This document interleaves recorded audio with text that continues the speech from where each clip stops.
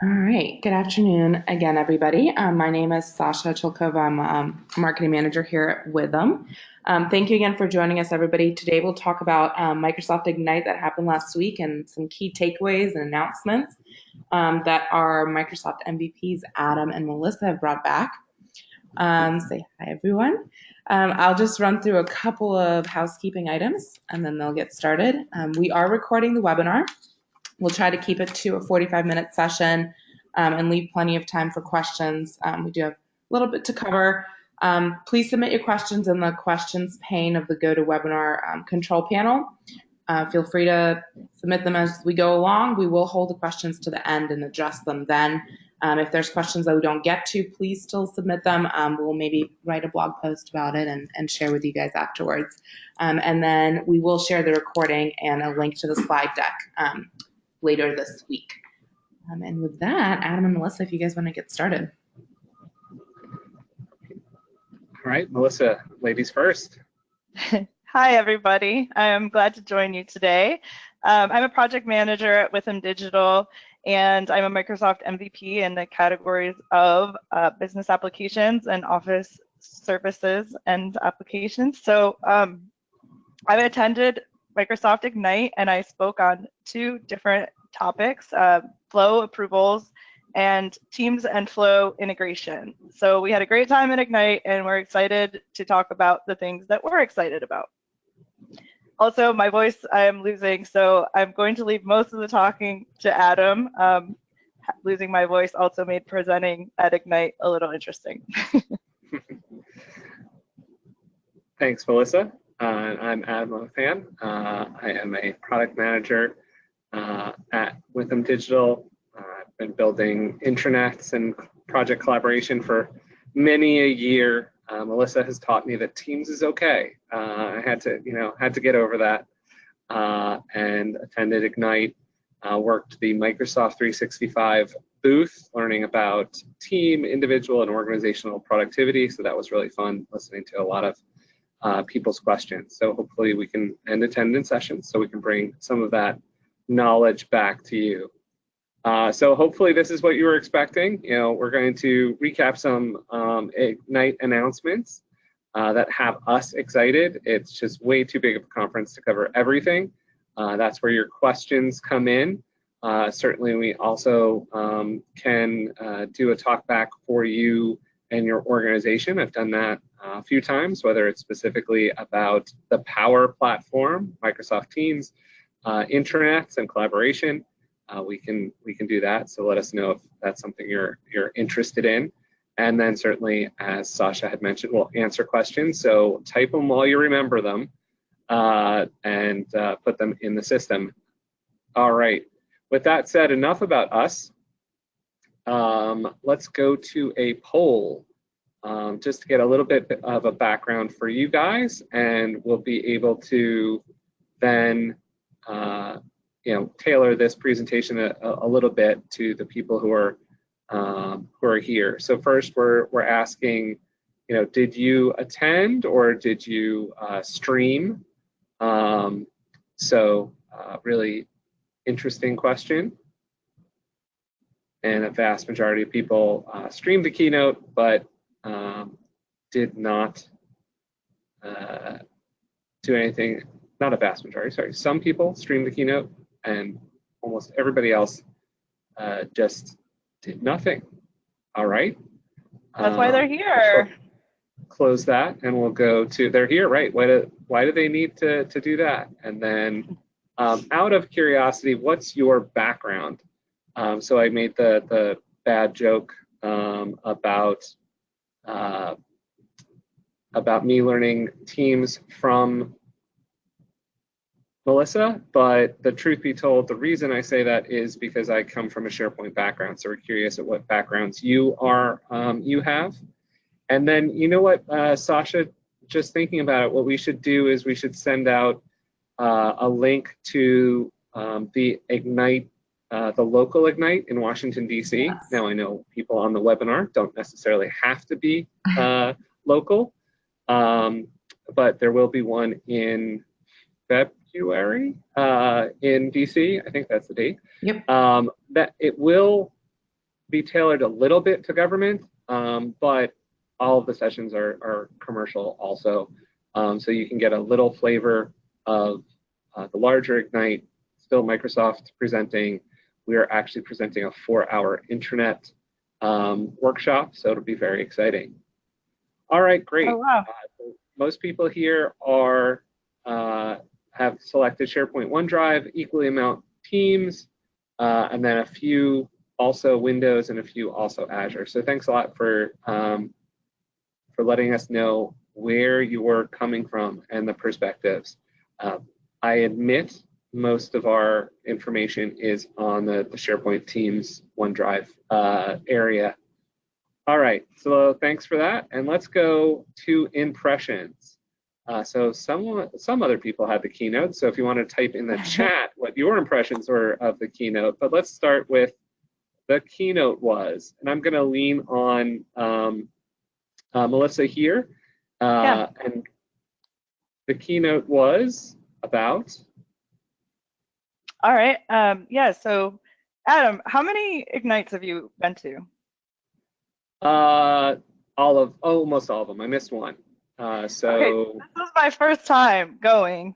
I have watched the keynote, several years from remote, but this was my first time watching the keynote, being at Ignite, and I would say there was 2 themes: tech intensity and diversity inclusion, that were not only part of the keynote, but kind of underlying in the conference as well. So for tech intensity, Satya talked about tech intensity equaling your tech adoption times tech capability to the power of trust. So kind of a nice little math formula, which to me breaks down to, okay, things are moving really fast, but they're solving problems really fast. And the tech adoption piece, I mean, we at Witham and in the Microsoft community have been talking a lot about adoption, because you can build it and you can create these amazing solutions, but if they're not adopted, then your return of investment in your time is just, it's not going to help. So what we're looking at is developing solutions rapidly, but also making it easy to adopt so that your end users can take these solutions and immediately see benefits from them. And I do feel like things with Microsoft Teams and some other of the new products, they really are trying to make it easier for people who are busy doing other things, other jobs, other duties, to adopt technology and gain the benefits. And when we think about trust, of course, we have to build trust. And I feel like Microsoft's done a great job of reassuring us and keeping promises and keeping us involved into the user voice and trying to be transparent as possible about what they're delivering. And that translates to making it important that organizations can trust their IT department and trust in the technology, and that will help your adoption and help your tech capability really translate. And for diversity and inclusion, this is also like a really exciting time to be in technology, and hear that Microsoft's one of their number one, I would say probably their number one priority in is building diversity and inclusion, meaning bringing in people of all different sizes, shapes, colors, religions, backgrounds, everything, and not just, oh, we're going to increase numbers, but no, we're going to feed off of each other and utilize everyone's different skill sets and make everyone feel included. It's one thing to be hired and added into this Microsoft world. It's another to actually be included and have your voice heard. So that was spoken about. There was a huge, beautiful booth where people were giving their different stories in IT and where they come from and their backgrounds. So that was also really nice to see. I attended a session follow through, so obviously not the keynote, where it was described that diversity is being introduced or invited to the dance, but then inclusion is actually being asked out on the dance floor. So it's not good enough just to get the invitation. You have to follow through and you have to mean it. So, and that was with little things. They had pins for how people wanted to have their pronouns, and then also their societal norms, you know, being able to be shy or ask me any question. So it's really, you know, trying to change the conference experience. So yeah, Melissa, I think the conference experience has changed. Even the keynote itself, as you know, was standing room only instead of being in a, you know, an 18,000 person room, and then it was all across the floor. And that sort of goes into the, you know, the next question, which was Ignite was. I think in the keynote they talked about almost all of these things, which, you know, you had alluded to it before, and what you do. Power Platform, although you use the former name, Flow, formerly known, and we'll talk more about that. But what it shows is the commitment to being able to that tech intensity and having everyday citizen developers, what have you want to call it in your own organization, be able to use these solutions and be able to create out of the box and very easily. Also, we'll go into more detail, but I think this was an Azure leap year. A lot of major Azure announcements. So it's really exciting to hear. For me, coming from the SharePoint world, as most people had said, kept promises. So now SharePoint, OneDrive, Yammer, Stream are on a 6-month, you know, repeated trajectory. So there's the SharePoint conference every May, and there's the Ignite, I think. I didn't check next year's date. That is going to be every November, although I hope that it's not on 2020 on election night. That might not be a good thing to do, pull 30,000 people away from their homes on election night.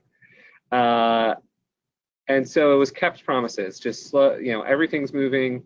Items that were promised then kept on going. I saw a lot of devices, you know, really talking about cloud and mobility, really about mobility, and really about how Microsoft Teams can be the only source of meetings. And I think it's becoming a reality now. Then there's the year of Yammer, and I'm not just shouting that. Sorry if I blew anyone's eardrums out, but it was literally advertised on escalators, and really a lot of talk about the investment from 2013 on, how it has changed Microsoft, and the commitment to building communities and knowledge and using it for outreach, not only to your entire organization, but outside of the organization's boundaries. So really exciting stuff. I have one more thing. Oh, so, please. Yeah, so on the topic of Power Platform, there was a really nice video series of people from all over the world talking about their, you know, who they are really quickly, and just what they've done with Power Platform and what the community, because there's a pretty strong community behind the Power Platform now. And 2 of our local Flow user group members made the keynote video. So Fred Brandon and Anton Robbins were in the video, and we're proud. So that's all. So what you're saying is attend the local Washington, D.C. Flow user group to see all of these famous people. Yeah, exactly. That was really great. Great ad.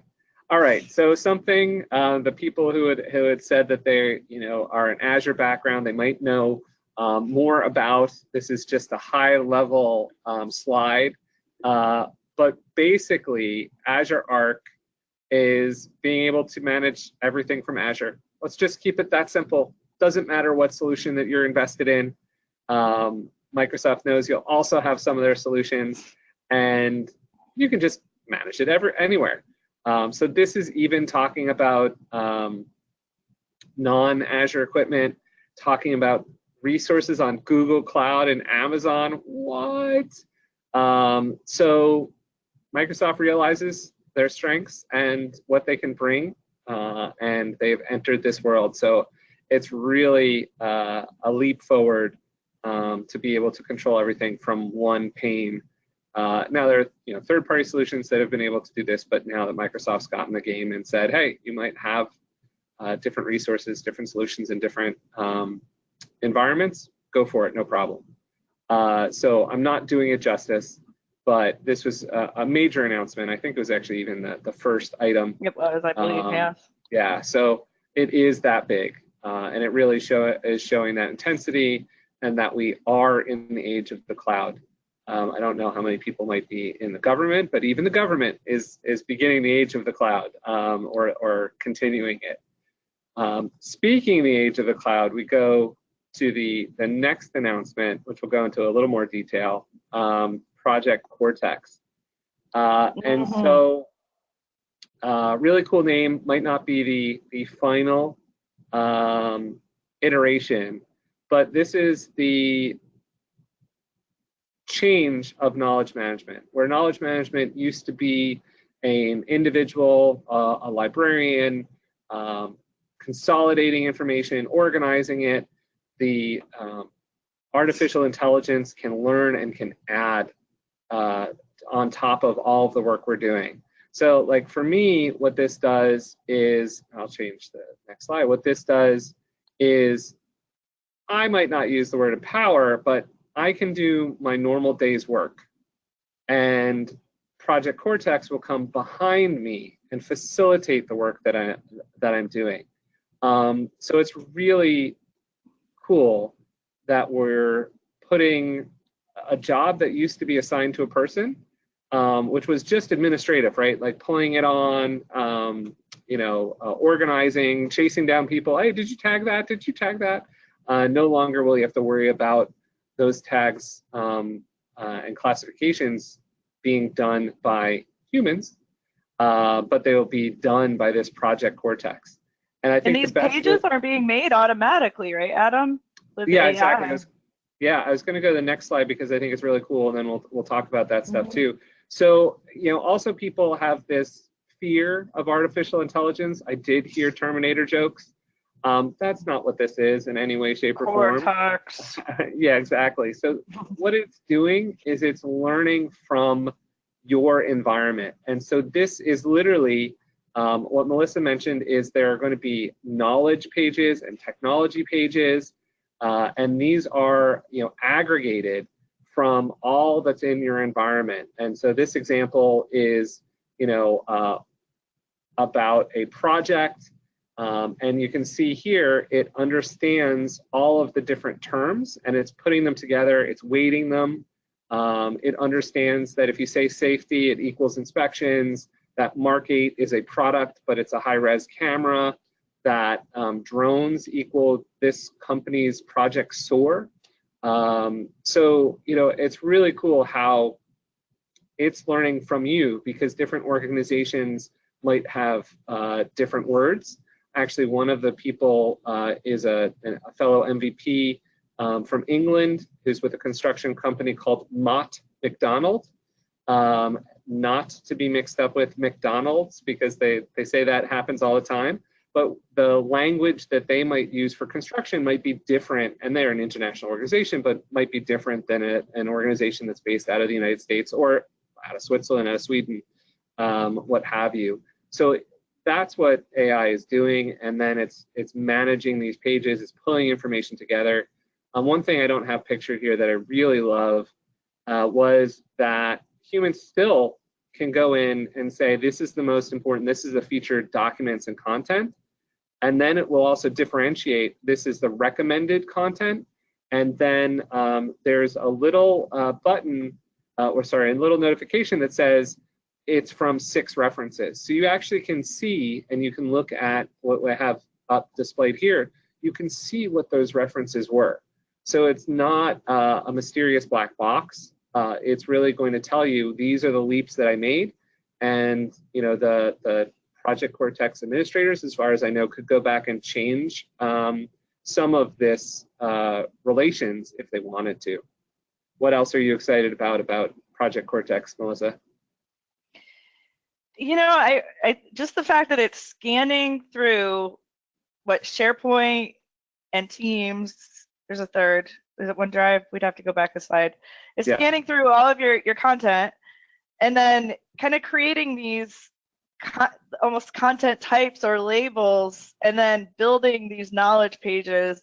Like one example I saw was like an acronym that not only will tell you what the acronym means, but then you click on it and it shows you all the information that you have, the links to different related material you have about this, the people who might be involved in the project or who it's determined are related to this subject. And then as you showed those really interrelationships, it was really cool. As you can tell, I was probably the most excited about Project Cortex. There's a 20-minute quick to watch session by Naomi Moneypenny that was a really cool, and maybe we could put some links to some of our favorite sessions since everyone can watch them online in our follow-up email, because that was a really cool one to watch.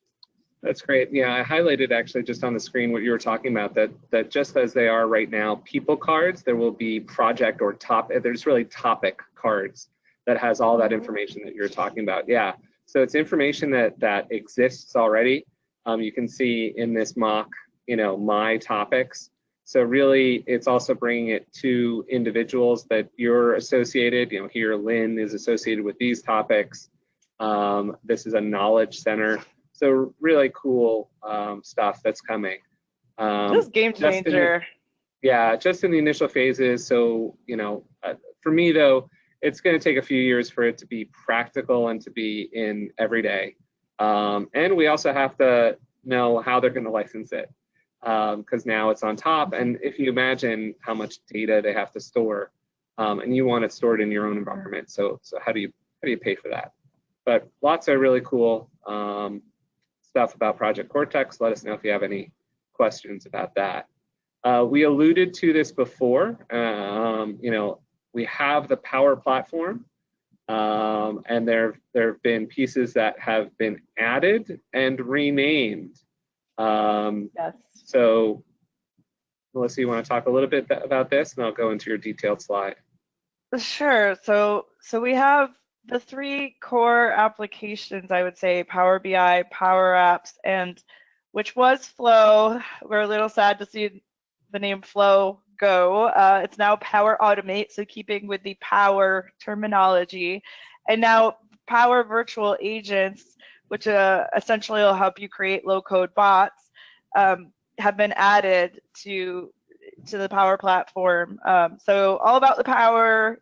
We're still going to build flows. So if you think about whenever you use the term workflow, we'll still build flows with Power Automate is how the verbiage is going. And connecting all of those applications, we have the common data service, which sits underneath, which helps us manage and sync our data. The AI builder, which is a new functionality, pretty new, and data connectors, which are the wrappers around our APIs that are letting all of these services talk to each other. So, excuse me, next slide. I have a coughing fit. All right, so again, rebranded to Power Automate. So a really big announcement was RPA, robotic process automation, has been added to Power Automate. So the ability to kind of screen scrape and train a workflow to automate and replicate processes that we're doing on the computer. So moving files or filling out information. So kind of filling a gap that some of the competitors may have already had in RPA, bridging some of those automatic processes that maybe don't have an API and you can't really build a flow for, you'll now be able to do with RPA. So I would suggest watching a session. I don't think you can really do it justice just talking about it. It's actually watching what it can do is really cool.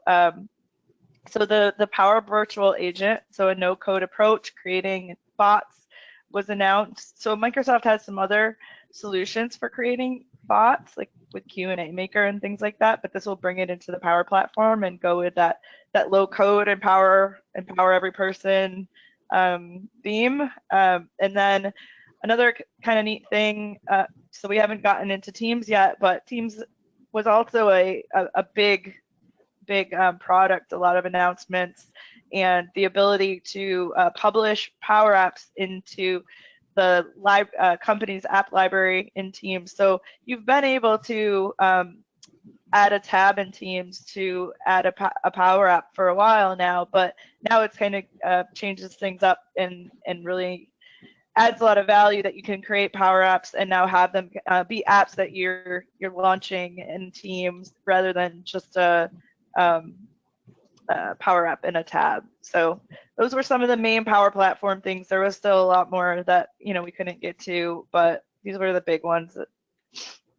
And I threw up a slide from Microsoft, just other small things, all focused on Power Automate and how you build flows. That's good to know the terminology. I wasn't sure how that was going to work out. But listening to our feedback about authoring improvements, about being able to check when something's going to work or not, being able to access some intelligent flows directly in that you've built an AI builder. So pretty cool kind of stuff. They're moving the feature set to expand what we're capable of. And now, that automating directly from Teams was pretty much what my session was about. One of my sessions was about. So I definitely recommend checking it out. But no, it was it was really kind of an intro session to how to use Flow within Teams and show some of the powers there. All right. No, you like my little plugs here. That's okay. It's true. That's great.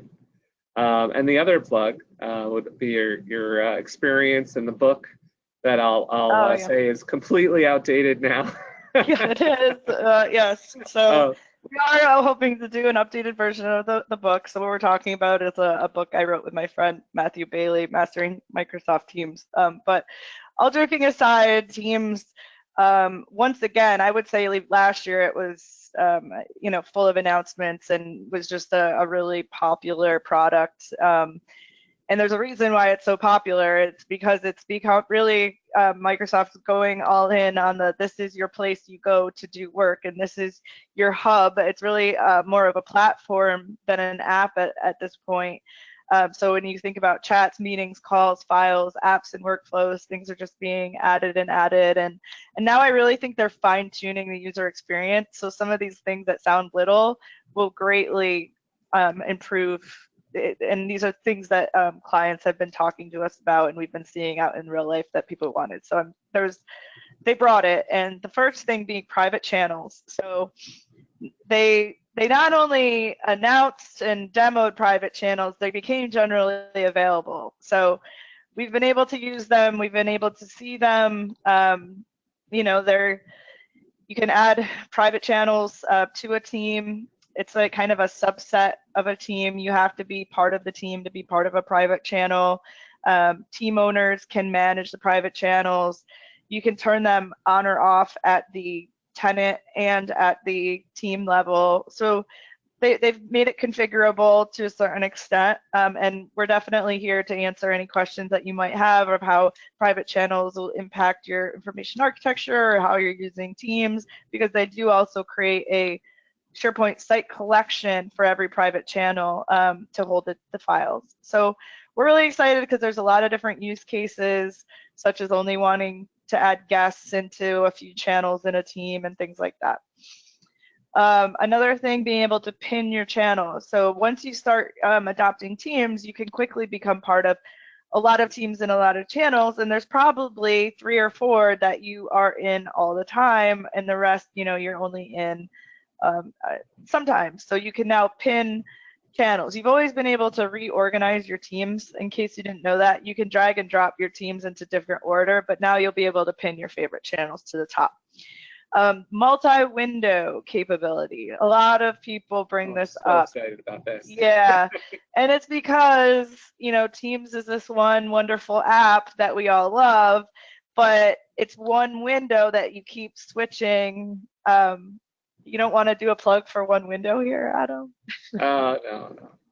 Okay, so it's you're switching between your chats. You can't look at your chat and be working in Teams.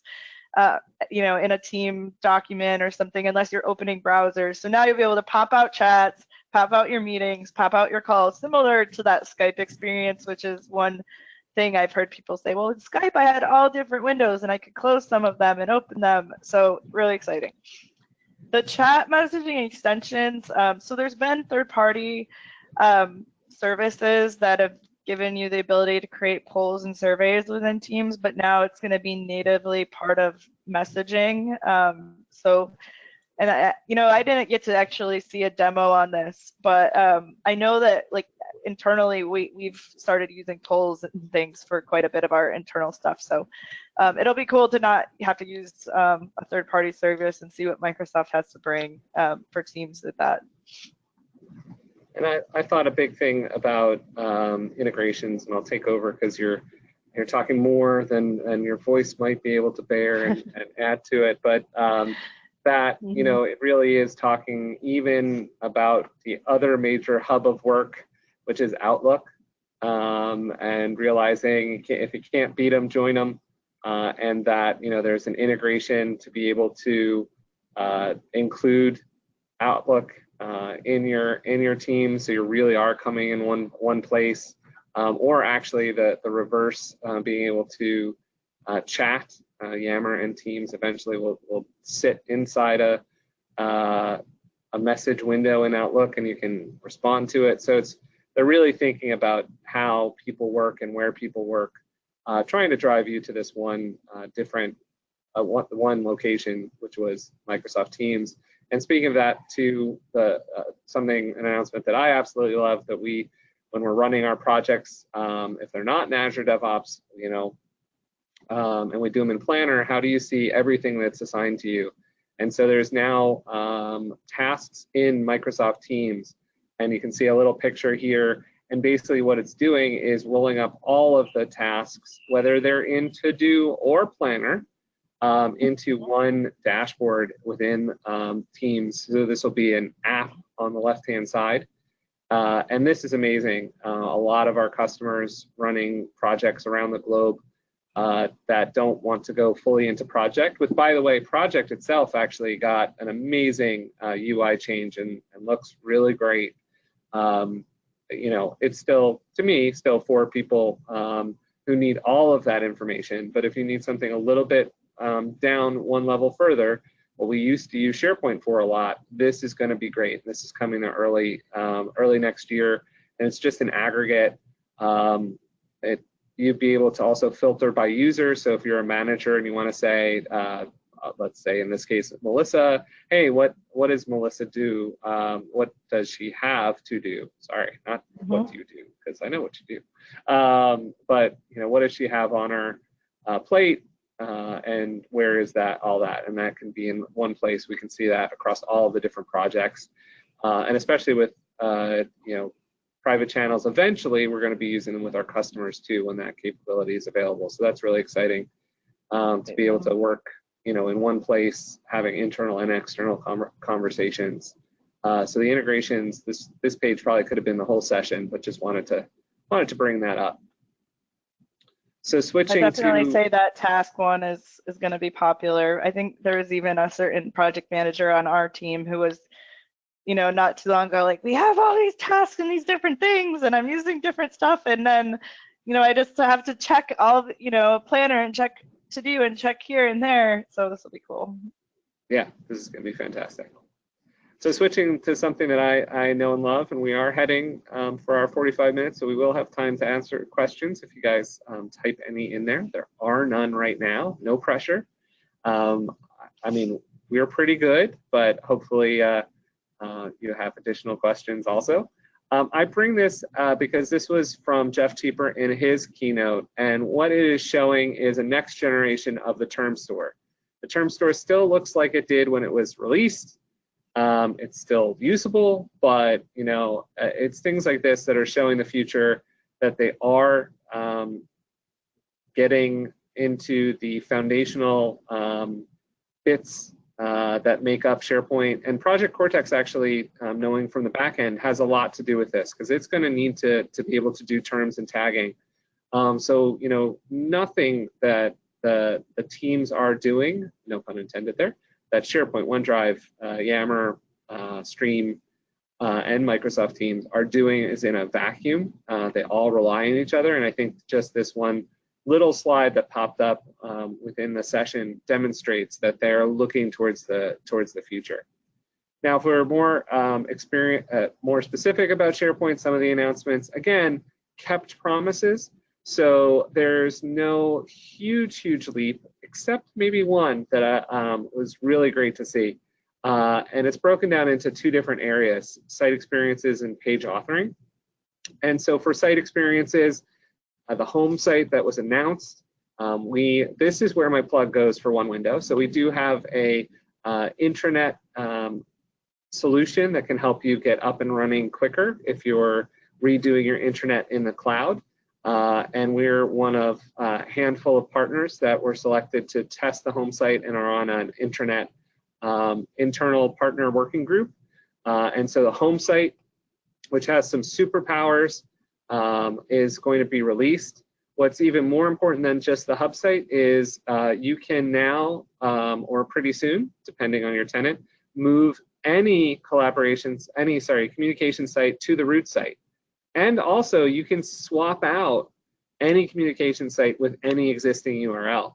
So if you had site/intranet, you could actually move that to just your root, so witham.sharepoint.com, done.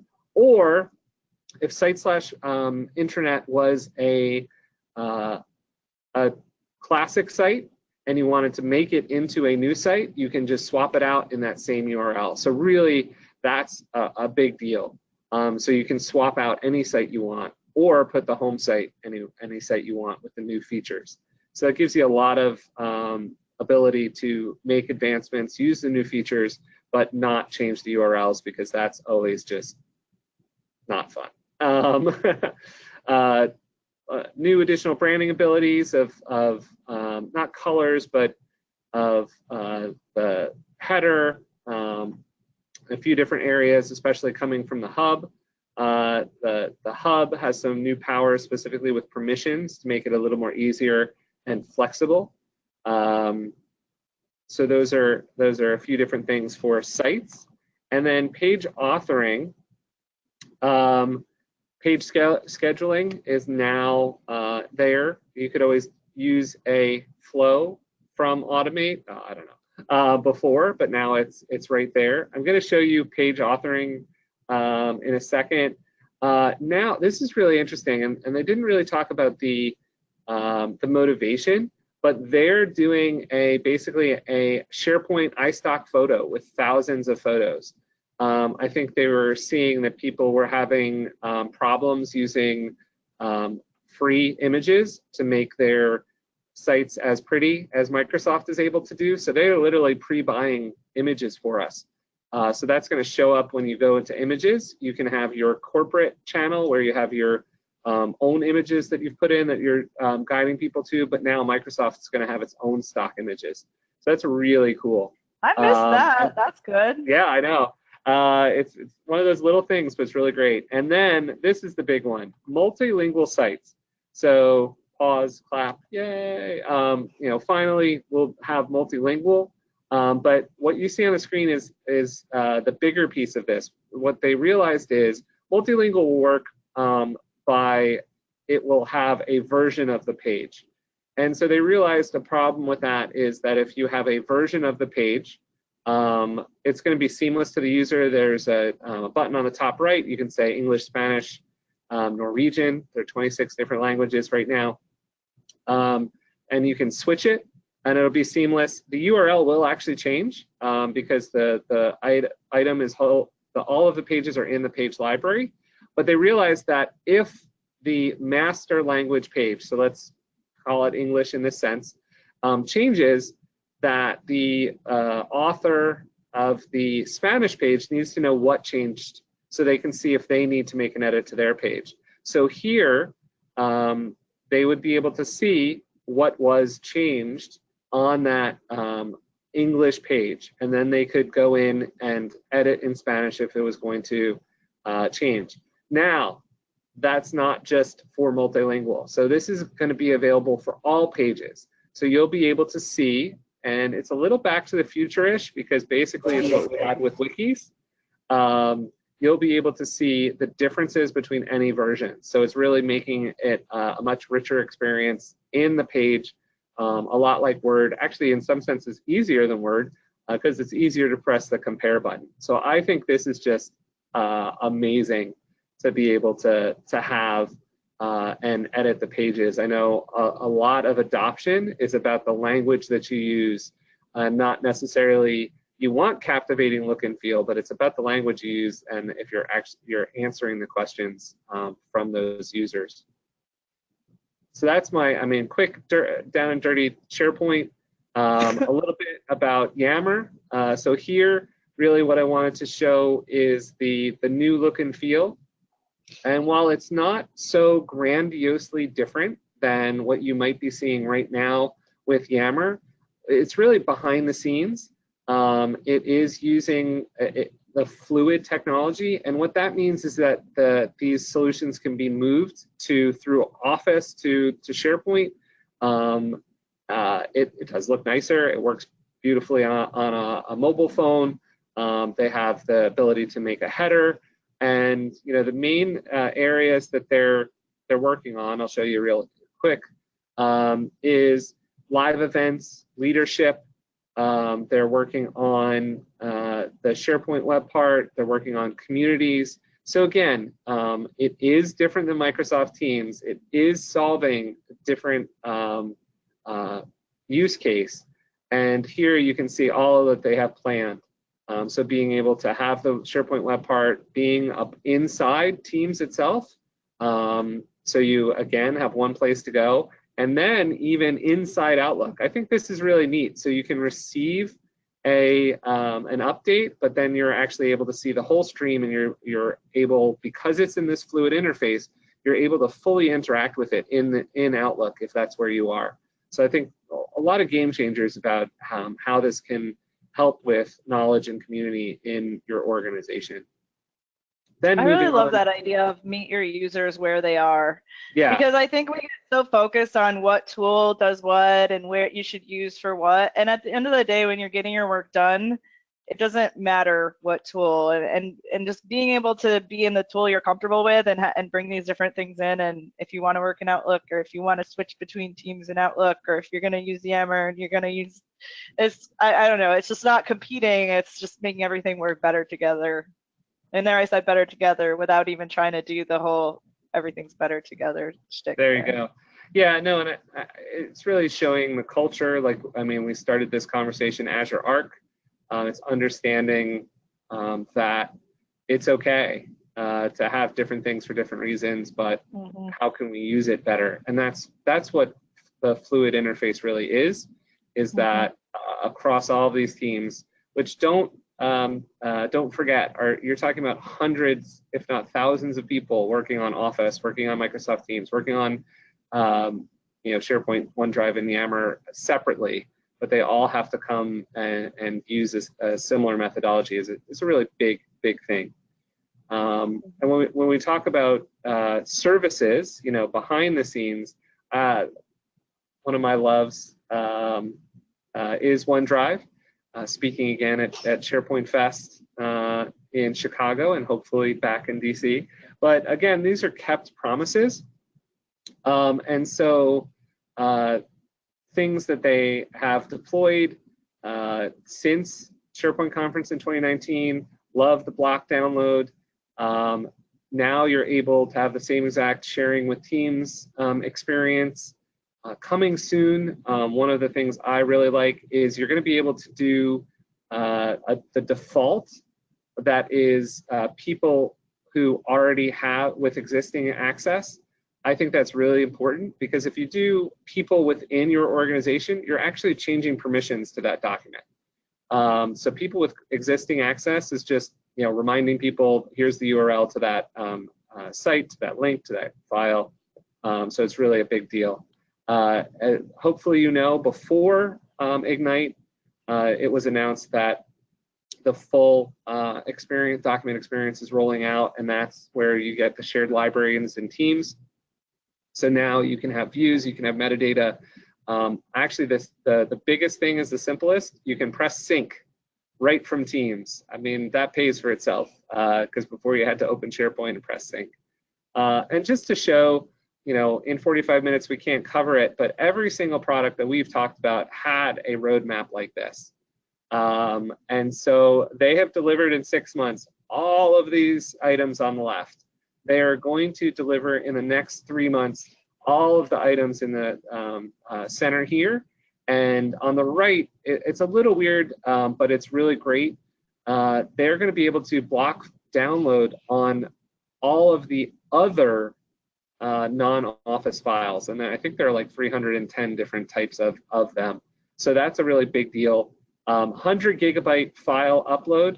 I actually saw a tweet about this. And just to make sure everyone knows that your OneDrive, sorry IT guys, I'm gonna let the cat out of the bag. Your OneDrive right now is default at 1 terabyte. You actually can ask for 5 terabytes. You can actually ask for more if you needed, because someone was saying, what gives with 100 gigabyte upload if that's 1/10 of my entire OneDrive? Well, you can ask for more if you really needed it and you really had those files of that size. So I just think ending here, it demonstrates the amount of work that they're doing every 6 months to be able to increase this service. It's not in a vacuum. Melissa made a really great comment in the beginning. A lot of things from user voice, a lot of items from GitHub that have been added and checked in are being added to the solution. So it is a different Microsoft. It was a very cool event. I would highly recommend that you try to attend the local one. That will be great information. Might not be quite as cool as Orlando, but it is pretty nice.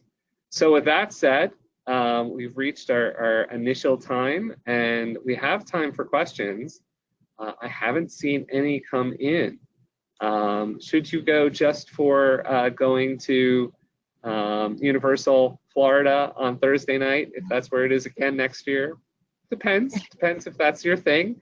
It is still crowded because 30,000+ people do show up with significant others and what have you, but it is fun. There is lots and lots of free food.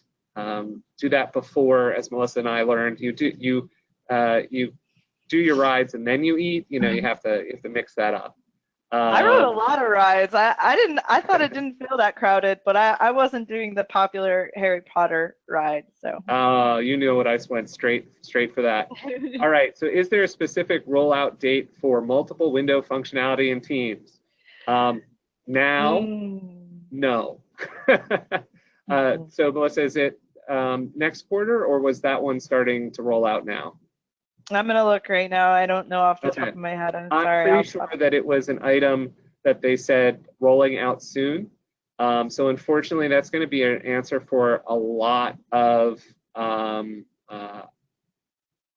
things, because even if it was going GA, so even private channels, while we have it, you might not have it, and you might not have it depending on what ring you are. So if you're watching my video, small ring, big ring, 1, 2, and 3. It could be as much as 60 days from when other people have received a feature that you get it, depending on what ring you're in. Melissa? Early next year. Early next year. Okay. Well, so that's more specific, but even early next year, it could be towards the end of the quarter. It all depends on your tenant. I hate having to answer it that way, but I do. Next question, search story.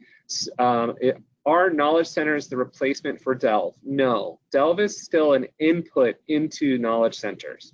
That's so what Microsoft, it reminded me of, though, too. Delve. Yeah, no, it's a really good point. It's on top of Delve. So Microsoft Search, they're making more and more features. The biggest thing for me is that Microsoft Search doesn't yet have the refiners, and it wasn't announced. So that could still mean second half of next year.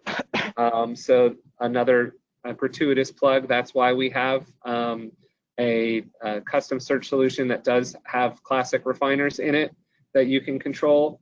But again, and I hope I'm not repeating, and please send me a chat or a message, things you do know, but Microsoft Search is the story. So that is one, I'm going to use the big word ubiquitous search, when what that means is that it's actually on your desktop in Windows 10, that is Microsoft Search.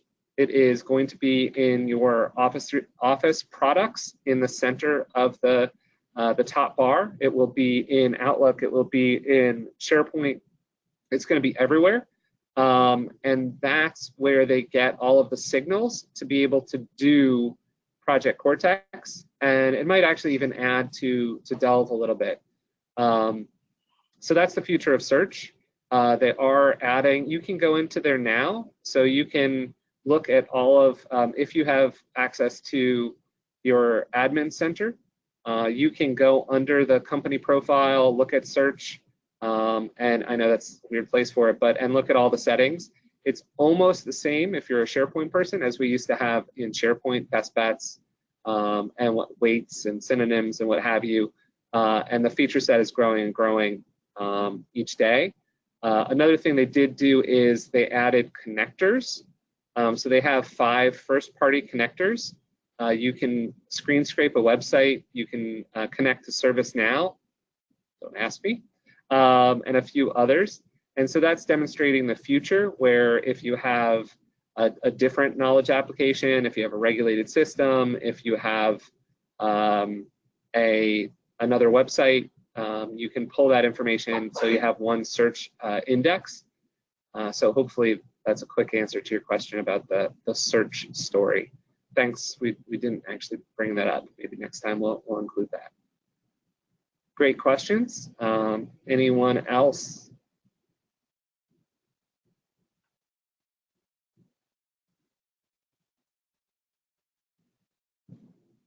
Just wait 2 seconds to see if anyone's a quick typer. It doesn't show me if they're typing or not. All right, I don't see anything. Melissa, I'm glad your voice held out. Yes. Stop talking. And thank you very much. It was a pleasure. And Yeah, thank you thank all you. for attending. Bye, everybody. Bye. Have a great day.